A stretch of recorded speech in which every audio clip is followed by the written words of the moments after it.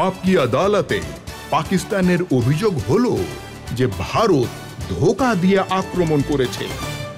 বিলাওয়াল ভুট্টো, যিনি foreign minister ছিলেন, উনি বলছেন যে রাতের অন্ধকারে কেন মারল? রাতের অন্ধকারে তো চোর এসে মারে। এই জন্য জয়শঙ্করজি বলেছিলেন, আমরা চোরের মতো লুকিয়ে নয়, বুক ফুলিয়ে মেরে এসেছি। আর কাকে মেরেছে? কাউকে মারেনি, শুধু জঙ্গিদেরকে মেরেছে। প্রতিরক্ষা মন্ত্রীজি শ্রীনগরে ওনার ভাষণে বলেছিলেন, উনি রামচরিত মানসের সুন্দর কাণ্ড উদ্ধৃত করে বলেছিলেন যে যখন অশোক বাটিকা ধ্বংস হলো আর হনুমানজি রাবণের সামনে এলেন, উনি জিজ্ঞেস করলেন তুমি এরকমটা কেন করলে? উনি বললেন, জিন মোহি মারা তিন মোহি মারে, তেহি পর বাঁধে তনে তোমারে। মানে শুধু তাকেই মেরেছেন যারা ওনাকে মেরেছে। যারা আমাকে মেরেছে আমি তাদের মেরেছি, যারা মারেনি আমি তাদের কিছুই করিনি। এখন আরো একটা কথা বলি, যারা বলেছিলেন না একটু থামলেন কেন, এখন রামায়ণ থেকেই আপনি শিক্ষা নিন। যখন লঙ্কা জ্বালিয়ে এলেন হনুমানজি আর অশোক বাটিকা তছনছ করে দিলেন, তখন হনুমানজির মধ্যেই শক্তি ছিল যাতে তিনি একাই সব করে ফেলতে পারতেন।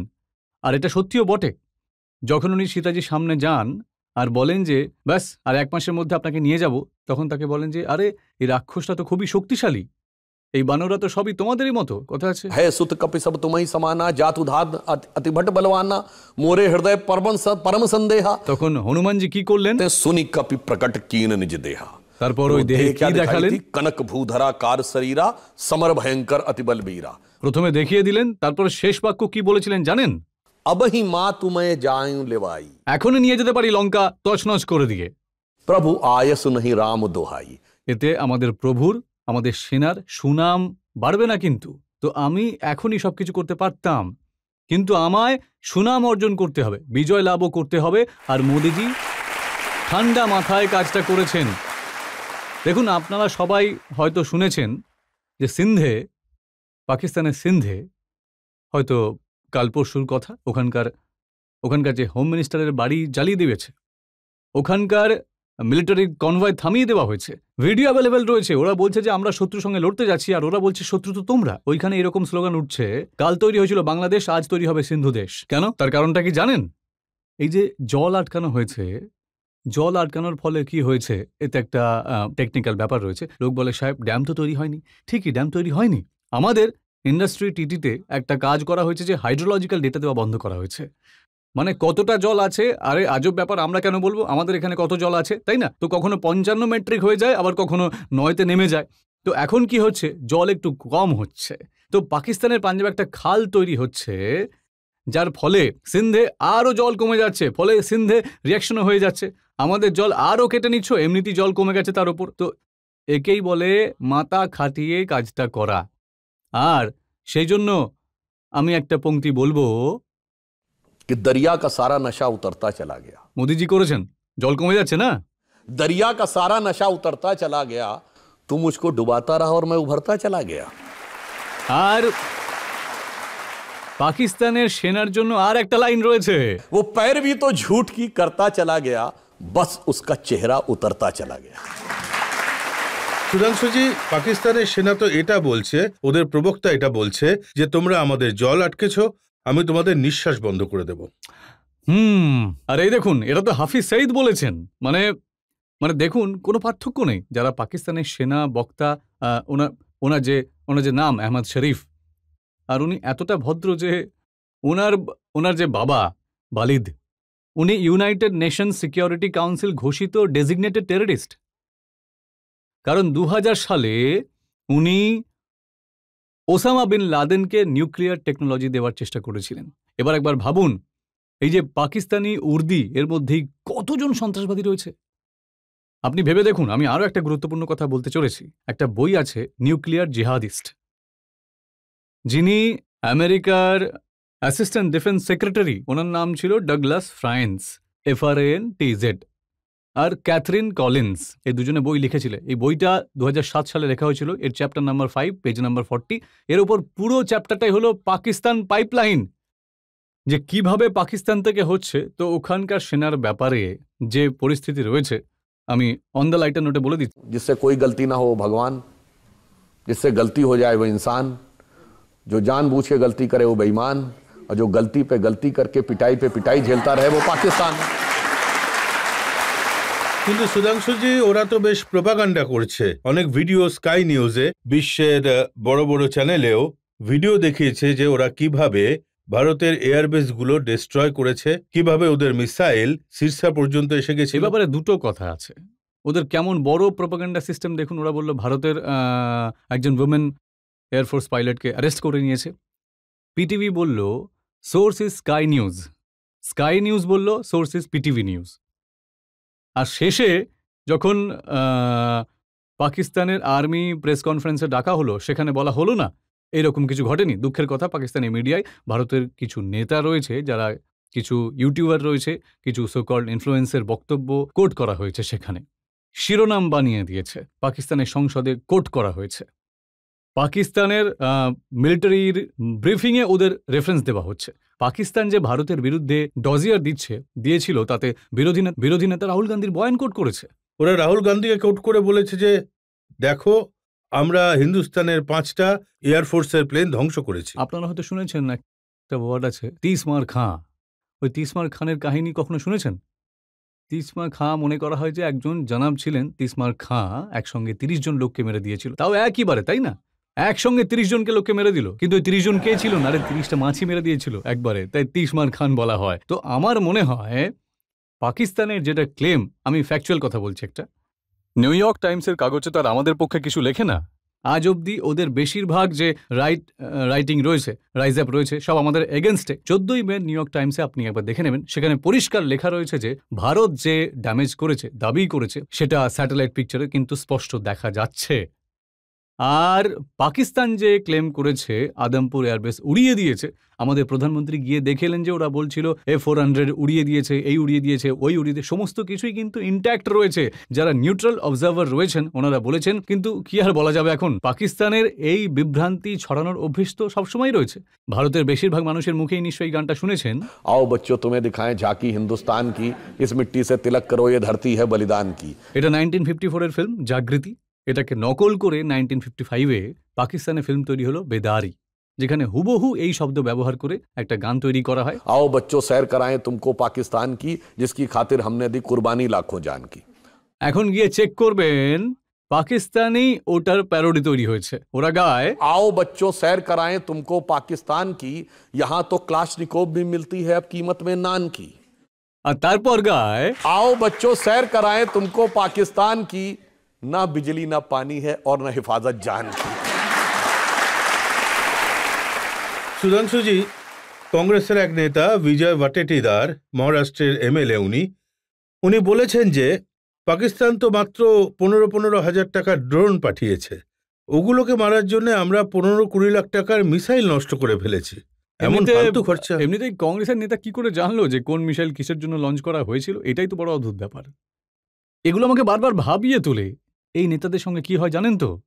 দেখুন, এরা এত, যেমনটা আপনি ধরুন যে যখন কোভিড দ্বিতীয়বার আসার কথা হচ্ছে, ভাইরাস যেটা রয়েছে ওটা কিন্তু মিউটেট হয়, ও নিজের জিওনোম সিকোয়েন্স বদলায়। এদের মিউটেশন তো আরো অদ্ভুত ধরনের, তাই না?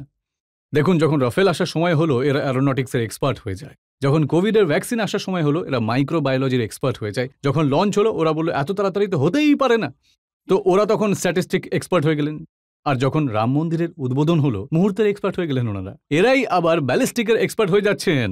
তো আমার মনে হয় আমি এদেরকে বলবো, এমনিতে আমি বলে দিচ্ছি যে সেনার কিছু দায়িত্ববান আধিকারিক এই বিষয়ের উপরে ফ্যাকচুয়াল তথ্য দিয়েছেন। ওনারা বলেছেন ছোটখাটো ড্রোন এলে সেগুলো গান দিয়ে মেরে নামানো হয়েছে, যেগুলো তার থেকে বড় ছিল তাদের আকাশ তীর দিয়ে মারা হয়েছে। সব জিনিসকে মারার জন্য, মশাকে মারার জন্য কামান তো দাগা হয় না, তাই না? আমাদের সেনা সমস্ত দিক খেয়াল রেখেছেন। আর যে প্রফেশনালিজমের সঙ্গে ভারতের সেনা কাজ করেছে, তবে একটা ব্যাপার আমি খুব দুঃখের সঙ্গে বলবো যে একটা অ্যাঙ্গেল থেকে পাকিস্তান আমাদের থেকে অনেকটাই স্ট্রং।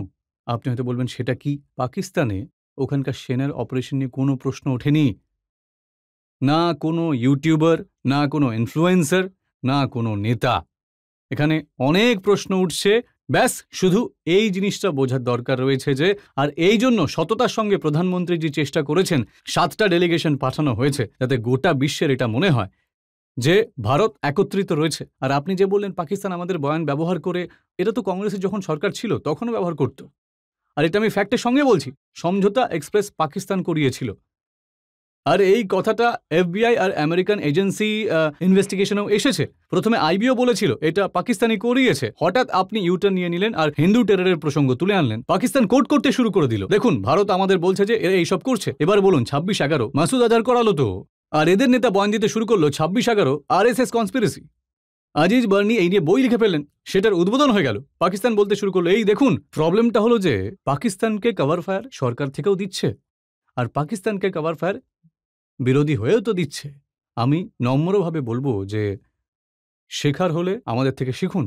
৬২ সালের যুদ্ধে জওহরলাল নেহরুজি সরকারকে একভাবে সমর্থন দেওয়া হয়েছিল, শুধু জনসংঘ নয়, তখন আমাদের নাম জনসংঘ ছিল, রাষ্ট্রীয় স্বয়ংসেবক সংঘ সমর্থন দিয়েছিল, যাতে ২৬ জানুয়ারি ১৯৬৩ সালে উনি গণতন্ত্র দিবসের প্যারেডে ইনভাইট জানান। ১৯৬৫ সালের যুদ্ধে জনসংঘ ছিল না, লাল বাহাদুর শাস্ত্রীজি অল পার্টি মিটিংয়ে দ্বিতীয় সরসংঘচালক গুরু বোলবরকে ডাকেন।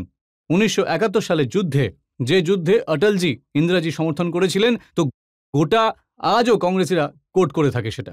১৯৯৫-তে জেনেভাতে, যে সময় পাকিস্তান আমাদের বিরুদ্ধে প্রস্তাব আনতে চলেছিল, বিরোধী নেতা হিসেবে অটলজি নরসিমহা রাও আর সরকারের সমর্থন করে গিয়েছিলেন, আর নরসিমহা রাও সরকারকে পুরো ক্রেডিটটাও দিয়েছিলেন, দেশে ফিরে যা লড়াই করা সেটা করেন। ২০১৩ সালে যখন নওয়াজ শরীফ মনমোহনজির সম্পর্কে আপত্তিজনক শব্দ বলেন, মোদিজি চিফ মিনিস্টার হয়েও বলেছিলেন যে ও আমাদের ১২৫ কোটি দেশবাসীর ব্যাপারে কথা বলার কে। কখনো কখনো কি হয় জানেন, আপনার অনুষ্ঠানের কথাই আমি বলছি, তো আপকি আদালতে অটলজির যে এপিসোডটা ছিল ওটা দেখবেন যে ওতে রজতজি ওনাকে জিজ্ঞাসা করেছিলেন ৭১-এর লড়াইয়ে দুর্গা বলেছিলেন ইন্দিরাজিকে, তো সেখানে অটলজি বলেন যে আমি সমর্থন করেছিলাম, তবে আমি দুর্গা বলিনি, কিন্তু সেটা খবরের কাগজে ছেপে যায়। তারপর উনি বলেন ইন্দিরাজি সবচেয়ে অথেন্টিক জীবনী পুপুল জয়কারজি লিখেছিলেন, বলেন উনি আমার কাছে আসেন, আমি বলি আমি এমনটা বলিনি। তখন উনি ওই সময়কার সমস্ত আর্কাইভ, প্রসিডিং অফ পার্লামেন্ট, খবরের কাগজের খুঁজে দেখেন, কোথাও পাওয়া যায়নি। তখন অটলজি বেশ মজা করে বলেন আমি সমর্থন করেছিলাম, আমি বলিনি, কিন্তু কি করব, দুর্গা পিছুই ছাড়ছে না আমার। জনগণের মধ্যে থেকে দু একটা প্রশ্ন। হ্যাঁ, পাকিস্তান যদি আবার কিছু করে বা কোনো জঙ্গি পাঠায়, তাহলে ভারত এবার কি করবে? প্রধানমন্ত্রী মোদিজি স্পষ্ট করে দিয়েছেন, এবার আমাদের ডক্টরিন হয়ে গেছে যে any terrorist act will be considered act of war.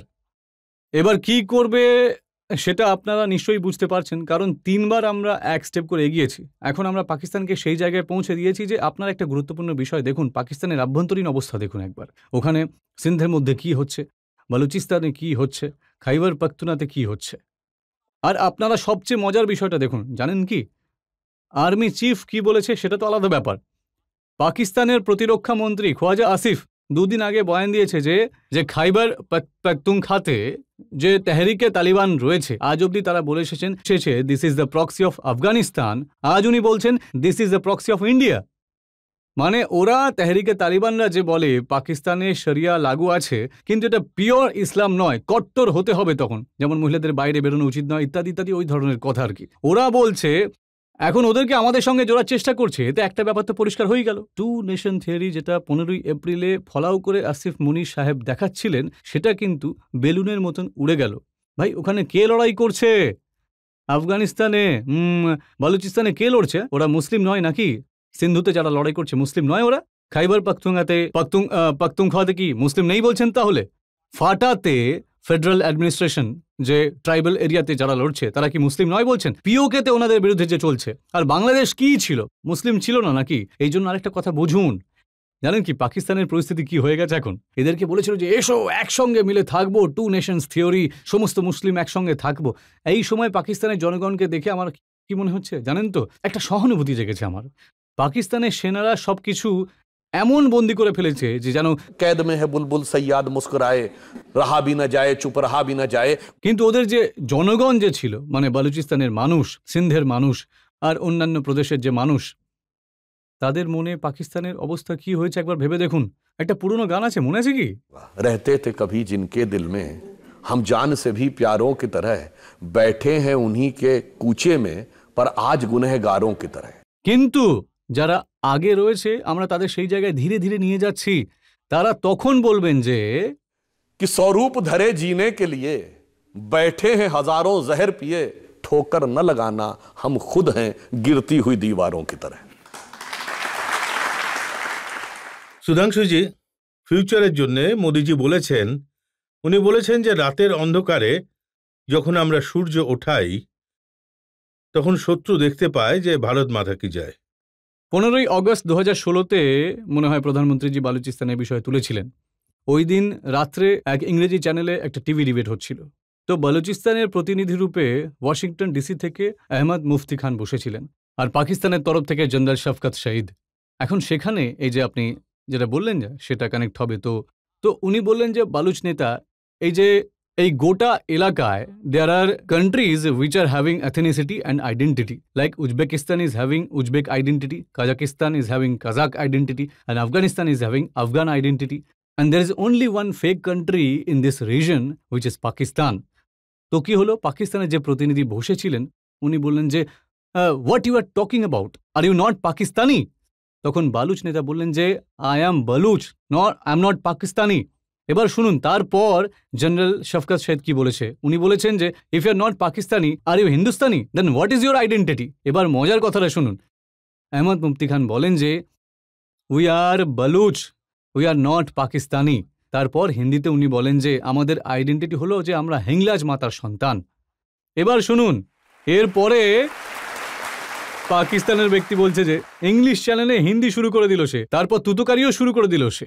ওকে বলেন আবে শোন, হিংলাজ মাতাকে ভারত মাতা কেন বলে দিচ্ছিস না তুই?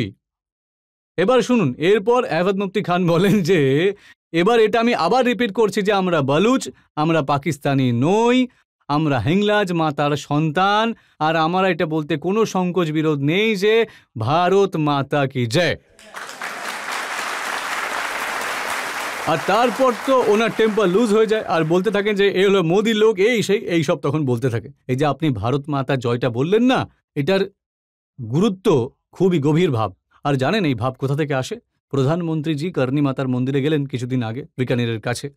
কর্ণী মাতার মন্দির জানেন তো, খুবাই বিখ্যা মন্দির, যেখানে প্রচুর ইঁদুর থাকে। ভারত কিভাবে জুড়ে যায় একবার বুঝুন। ভারত মাতার ভাব কোথা থেকে আসে ভাবুন। যখন কর্ণী মাতার মন্দিরে গিয়ে শ্রদ্ধার সঙ্গে আপনার মাথা ঝোঁকান, তখন বৈষ্ণব দেবীর সঙ্গে আপনার শ্রদ্ধা জুড়ে যায়, পূর্বে কামাখ্যা দেবীর সঙ্গে শ্রদ্ধা জুড়ে যায়, মধ্যতে বিন্ধ্যবাসিনীজির সঙ্গে জুড়ে যায়, পশ্চিমে মুম্বা দেবীর সঙ্গে জুড়ে যায়, দক্ষিণে কন্যাকুমারীর সঙ্গেও জুড়ে যায়, আর গোটা রাষ্ট্র আপনার সামনে একত্রিত হয়ে যায়, আর ঢাকার ঢাকেশ্বরীর সঙ্গেও জুড়ে যায়, বালুচিস্তানের হিংলাজ মাতার সঙ্গেও জুড়ে যায়। তখন যে এলাকাতে থাকুক না কেন গোটা ভারত একত্র হয়ে আপনার সামনে তখন চলে আসে। এই জন্য যার ভারত মাতার অর্থ জানা নেই, এই ভারত একটা জীবন্ত রাষ্ট্র, তাকে না ছোট করা যায় না ভাগ করা যায়। It's not a part of land. Land যেখানেই চলে যাক না কেন সেটা আমাদের কনসিয়াসের অংশ। আর এটাকে বলুক বা না বলুক, এটাই বাস্তব, এটা এই রকমই। আমি একটা প্রশ্ন করতে চাই, নানকানা সাহেব আর কর্তারপুর সাহেব আজ পাকিস্তানে রয়েছে ফিজিক্যালি, কিন্তু ওগুলো ভারতের ইতিহাস আর সংস্কৃতির অঙ্গ নাকি পাকিস্তানের?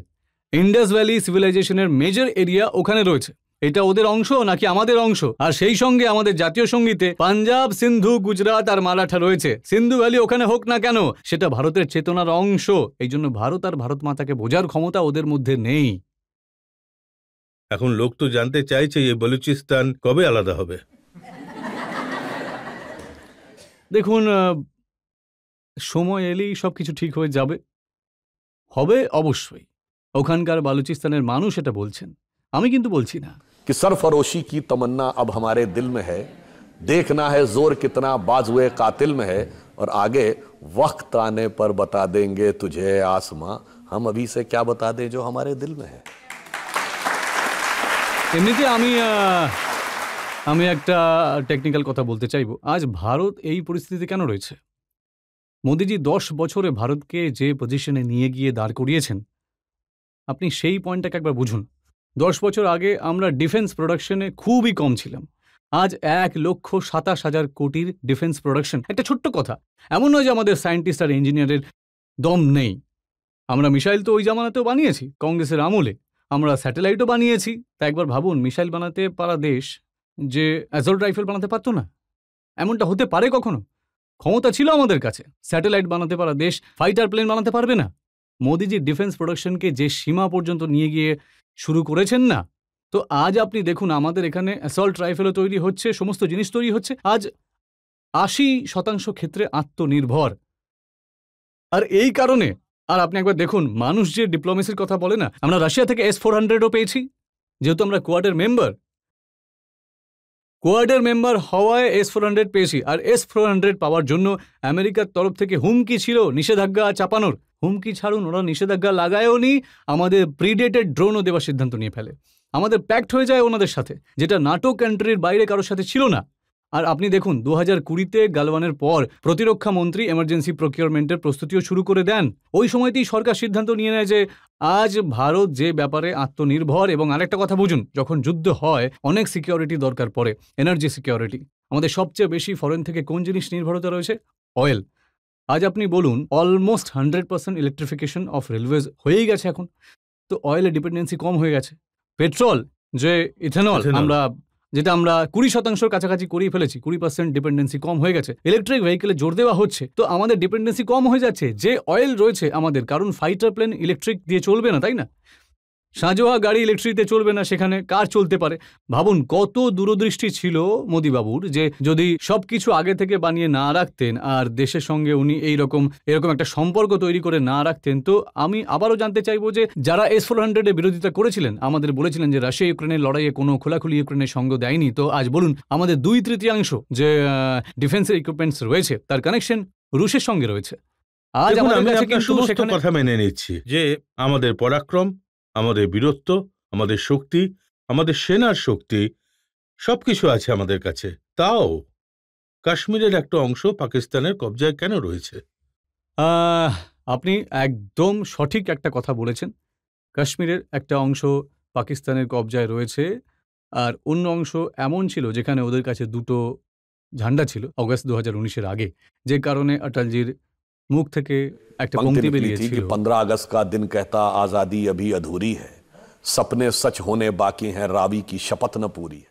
রাবির কিনারায় 1930 সালে স্বরাজ্যের ওটা হয়েছিল। তো যদি দেখা যায় যে 5ই অগস্ট 2019-এর পর জম্মু কাশ্মীর ইউনিয়ন টেরিটরি তৈরি হয়ে গেল, অর্ধেক কাজ তো তখনই পুরো হয়ে গেল, তাই না? এখন আগামী দিনে যে রেজলিউশন রয়েছে, ভবিষ্যতে সঠিক সময়ে আমি এটাই মনে করি যে ওখানেও একই অবস্থা হবে। ভাই আমি তো মনে করি যে পিওকের জনগণ আমাদেরই, কারণ সিটি রিজার্ভ করেই রেখেছি জম্মু কাশ্মীরের অ্যাসেম্বলিতে। তো চিন্তা করবেন না, আগামী দিনে এমন সময় ঠিক আসবে যে ডিরেক্ট অ্যাকশনের হুমকি দিয়ে দেশ বানিয়েছিল, সেই ডিরেক্ট অ্যাকশনই ওকে শেষ করে দেবে।